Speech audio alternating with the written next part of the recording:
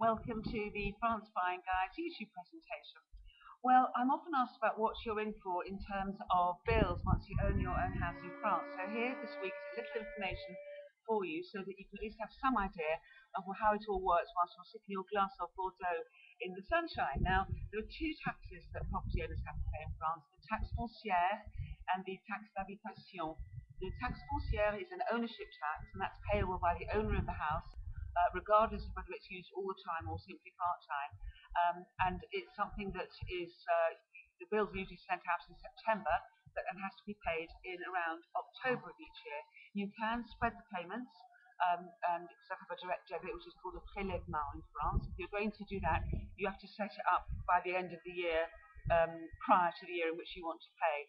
The general rule is that whoever actually owns the property on January 1st in any given year will receive the bill and be responsible for payment.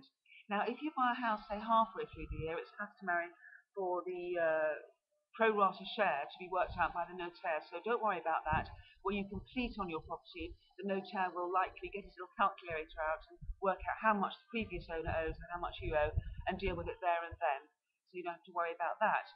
The tax bill is actually set by each commune and does vary according to the facilities that you have, whether it's a larger town or village or a smaller one would be a bit less money.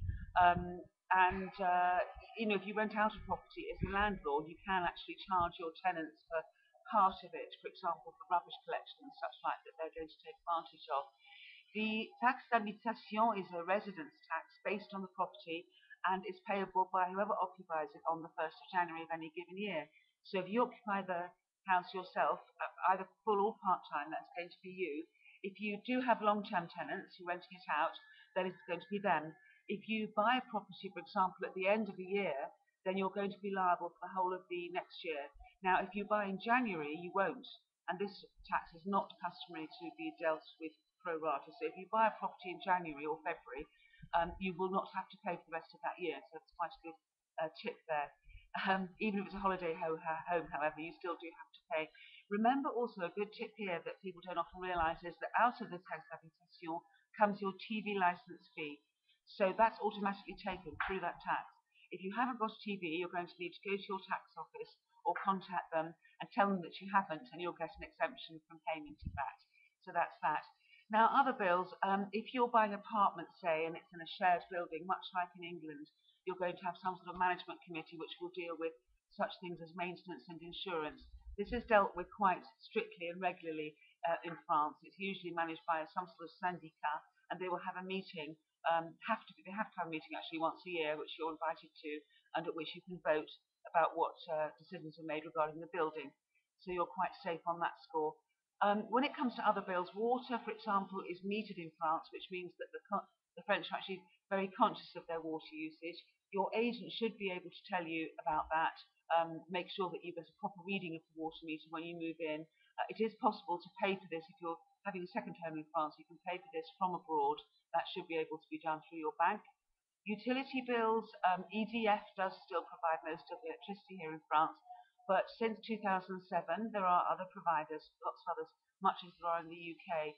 You'll need to read the meter, read the meter when you enter the property and contact your supplier to set up your account. There are lots of different options regarding tariffs depending on where you live. You can have off-peak and on-peak tariffs. You can have a kind of what they call a option base, which is the lowest tariff. With that, you'll pay less, but you may find you have less power when you're using several different appliances. But there is lots of choice on this now. If you're in doubt, do go and ask your Mary for some recommendations. It's always a good plan to do that. Gas supply is limited often to larger towns and cities and villages, but here in our village we did have gas. We do have gas. Our house didn't have it, but we asked the mairie and they connected it for us. You do have to pay a fee. But if you've got gas already in the village or town, you should be able to get that connected. If not, it's a question of gas bottles, which is fairly common in France. There are, of course, other forms of heating, such as oil, which will require a tank. Make sure you know where the tank is if you are buying a property which is heated by oil. A lot of solar power is relatively uncommon still. Although we have lots of sun, it's due to the high cost of installation, but that's probably going to come down, and you could look into that. If you're a permanent resident, you can actually benefit from tax credits, not for the not for the installation, but for the cost of the actual solar panels. So that's something for the future, I think. A lot of properties do still have wood burners. We have an open fire here in France, in property in the Languedoc in the winter, and you can buy wood very easily all around. It costs something like €60 per stair, and the stair is a cubic meter. So that's quite a useful thing to know. So that's it for this week. I hope that you're enjoying as much sun as we are down here in the Languedoc. Now it's May, it's very, very nice here. Do keep sending your comments and questions in. I love to hear from you. You'll always get a personal reply. And I hope you found this week's little film very useful. I wish you a very good bye. Bye-bye.